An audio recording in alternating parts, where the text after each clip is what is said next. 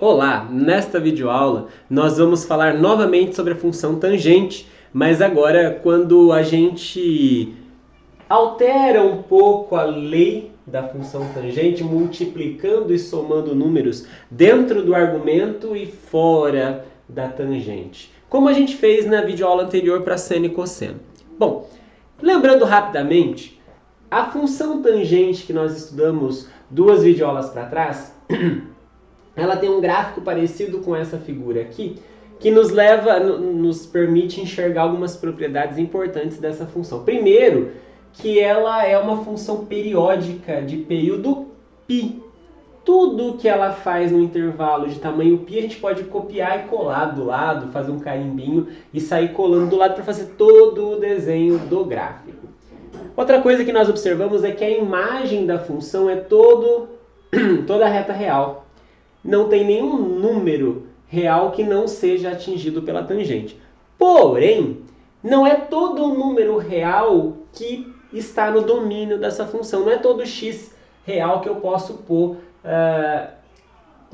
realmente para calcular essa função. Por exemplo, x igual a 90 graus, ou seja, π sobre 2 radianos, 270 graus, 3π sobre 2 radianos, e ângulos côngruos a estes dois, não tem tangente definida. Então eu até fiz um pontilhado aqui para a gente entender que a função não passa por esses pontos, né? Está escrito aqui, ó, todo x que é da forma 90 graus mais meia volta, né? Π sobre 2 é 90 graus, π é 180 graus, que é meia volta, e o k é um número inteiro qualquer. Então quer dizer, a cada 90 graus mais meia volta, pensa no ciclo trigonométrico. 90 graus, meia volta, meia volta, meia volta, meia volta, meia volta, meia volta. Todos os ângulos que batem aqui ou batem aqui não tem tangente bem definida. Bom, tudo isso nós já aprendemos duas videoaulas atrás. E aí, então a gente observa esses padrões com relação à função tangente. Agora, o que acontece quando a gente altera um pouco a lei, somando um número A, que pode ser negativo, inclusive lá de fora, multiplicando por um número B, que pode ser positivo ou negativo, só não pode ser zero lá de fora, multiplicando por um c, que só não pode ser zero, aqui o x, e somando dentro do argumento da função tangente por um número que aí pode ser zero, não tem problema, né? O que acontece? Bom, ao fazer então, chamamos a atenção que isso é muito parecido com o que a gente fez na videoaula anterior para seno e cosseno. Estamos somando por A, multiplicando por B do lado de fora, multiplicando por C e somando por D do lado de dentro o x, né? A gente viu na videoaula anterior que esse A, B, C e D, eles tinham interferência no comportamento das funções seno e cosseno. O comportamento é muito similar aqui para a função tangente. Então a gente vai apresentar só de uma forma resumida o que acontece em cada caso. Primeiro, o A, que é esse número que está somando lá de fora, o que ele faz é simplesmente transladar o gráfico na vertical. Se você somar um número positivo, ele sobe esse número positivo. Se você subtrair, ou seja, colocar o número negativo, ele desce. Então, se você somar 3, ele sobe 3 unidades, o gráfico todo. Se você subtrair, colocar A igual a menos 4, ele desce 4 unidades, e assim por diante. O B, ele encurta ou amplia, quer dizer, ele dá uma esticada no gráfico ou dá uma espremida no gráfico da função. Pensa nessa cobrinha. Ou ele dá uma apertada na cobrinha ou dá uma esticada na cobrinha aqui, né? O C, que está do lado de dentro multiplicando o x, ele tem um comportamento importante porque ele muda o período. Assim como acontecia lá na função seno e na função cosseno, o C altera o período. Lá na função seno e cosseno, o período da função, quando a gente multiplicava o x por um certo C, era 2π sobre o módulo de C. Aqui é π sobre o módulo de C. Por quê? Porque π é o período da função tangente. Então eu pego o período da função tangente e divido pelo valor positivo associado ao C, né? Lá na função seno e cosseno o período era 2π, por isso que a fórmula tinha o 2π aqui, né? Já o D translada o gráfico na horizontal. Ele está aqui, se você soma ou subtrai um dele, vai para lá ou vai para cá com todo o gráfico, certo? Só que tem uma coisa importante aqui, que não acontecia na função seno e cosseno. O domínio da função. Lembrando que domínio quer dizer quais são os x que eu efetivamente posso calcular essa função. Para a função tangente não eram todos os x. X da forma π sobre 2 mais kπ não tem valor na função. Não posso passar por lá. Aliás, a gente percebe, né, que essas retas são assíntotas. A função tangente ela busca atingir essa reta, mas nunca chega por aqui. E busca atingir a outra e nunca chega por aqui. Bom, como então calcular o domínio dessa nova função? Aí, o segredo é o seguinte. O que está aqui dentro não pode ser isso aqui. Não pode ser 90 mais meia volta. Não pode ser π sobre 2 mais kπ. Então, essa regra aqui, ó, cx mais d não pode ser 90 graus mais kπ, é o que você precisa lembrar. Porque na hora de calcular o domínio, o que você vai precisar é começar com essa expressão e isolar o x. Como se isso fosse uma igualdade. Isolar o x, quer dizer, joga, subtrai o d para lá, divide por c e coisas do tipo. Tá? Então, por exemplo, olha para este exemplo aqui, só para a gente entender mais ou menos o que acontece. A gente tem aqui, ó, um certo tom de verde, de novo, tá ruim a cor aqui, né? Mas esse é um tomzinho de verde, essa curvinha aqui, tangente de x. Você tá observando, ó, olha só o comportamento dela aqui, aqui. Essa verde é exatamente essa que eu esbocei aqui na lousa. Aí, a gente pode pegar e fazer o seguinte. Somar 1 do lado de fora, quer dizer, o a igual a 1. Multiplicar por meio do lado de fora, quer dizer, b igual a meio. Multiplicar o x por c igual a 2, somar do lado de dentro no argumento por π sobre 3. Então, o a é 1, b é meio, c é 2 e o d é π sobre 3. E olha o que acontece, esse é o gráfico que está por cima aqui, ó, o azul, esse outro. O que aconteceu? Vamos entender cada parte aqui, ó. O 1 fez com que o gráfico que estava aqui, ele subisse uma unidade. Por isso que você percebe, olha só aqui, ó. Você percebe um pouco mais elevadinho. Essa curvinha aqui, né? Você percebe ela um pouco mais pro alto do que a outra, tá? Outra coisa, o meio dá uma esticada nela. Desculpa, uma espremida nela. Enquanto a outra estava mais puxadinha, essa deu uma apertadinha. Observem que, olha a curvatura, né? Como essa aqui era mais abertinha, essa deu uma fechada, né? O 2 aqui mexe no período. Então, enquanto a primeira função ela tinha o período π, tudo que acontecia entre 0 e π era o suficiente para você desenhar tudo o resto, essa daqui basta você fazer isso entre 0 e π sobre 2, olha. Entre 0 e π sobre... entre 0 e π sobre 2, ou metade, né, do π já é suficiente para que você possa ter todo o gráfico da função. Aqui está meio difícil de ver, né, porque na verdade a assíntota está um pouco para cá, né, então realmente deu é um intervalo de tamanho π sobre 2, só que esse π sobre 3 dá uma deslocada nela para a direita, por isso que a gente não está vendo aqui qual é a reta para qual ela está buscando aqui, né, ela não está encostadinha no eixo y igual essa daqui está, mas essa aqui também não estava, né, mas dava para ver onde que ela estava aqui. Essa outra está buscando a reta que é associada com o π sobre 3, alguma coisa do tipo, tá bom?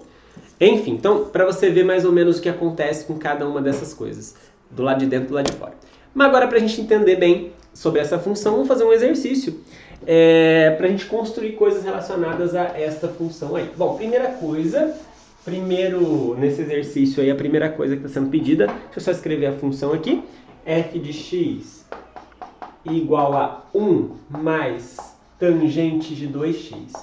Então, só para a gente entender bem o que está acontecendo, o que a gente fez aqui de diferente? A gente somou 1 do lado de fora e multiplicou por 2 do lado de dentro. Então, se a gente usar a linguagem que a gente estabeleceu até agora há pouco, só para voltar aqui, ó, o nosso a é 1. Quem está multiplicando a tangente não está aparecendo também é 1. O c é 2 e o d, não estou somando nada porque é 0, né? Mais 0. Então essas são as constantes que a gente está usando aí. Bom, então vamos ver o que está acontecendo. Essencialmente, esse 1 e esse 0 não estão fazendo diferença. O 1 que está somando faz diferença e o 2 que está multiplicando o x faz diferença. O que esse 1 faz? Ele desloca na vertical. O que esse 2 faz? Ele mexe no período. Então, primeira coisa que nós precisamos fazer aí, segundo o exercício, é qual é o novo domínio dessa função? Quer dizer, quais são os x que a gente efetivamente pode usar? Bom, tudo que está dentro da tangente, dentro do parênteses, não pode ser igual a π sobre 2 mais kπ. π com k inteiro. Escreva isso e isole o x. O x está sendo multiplicado por 2, eu vou passar ele dividindo. Ao passar dividindo, vejam que ele vai grudar nesse 2, vai ficar 2 vezes 2 vai dar 4, e ele vai passar para baixo do κ também, né? Então, esse aqui é um indicativo do domínio. Na verdade, o domínio é um conjunto, né? Então, o domínio, qual é? É o conjunto dos números reais, tais que esse x não é π sobre 4, mais kπ sobre 2, com k em z. Deixa eu ver se não vai cortar aqui, né? Aqui não. Com k em z. Tá? Então, observe. Todo número real que é dessa forma não está aqui. É o que eu estou dizendo. Todo número que é dessa forma não está aqui. Ele não está no domínio. Se eu tentar colocar qualquer um desses x's aqui no lugar do x da função, não vai ter tangente, não vai ter função. Tá certo? Ou seja, π sobre 4 mais k vezes 90 graus, né? Π sobre 2 é 90. Então, do π sobre 4, cada vez que eu ando 90 graus, eu encontro um ponto que não está no domínio dessa função. Bom, período. O período é fácil porque tem uma fórmula. Eu não vou apagar esse desenho aqui, eu vou apagar esta lousa. Se você precisar, é só você pausar o vídeo e voltar, né? O período é fácil de calcular. Deixa eu só escrever o domínio aqui, porque eu vou precisar daqui a pouco. O domínio que nós acabamos de calcular é x real, tal que x não é π sobre 4, mais kπ sobre 2 com k inteiro, né?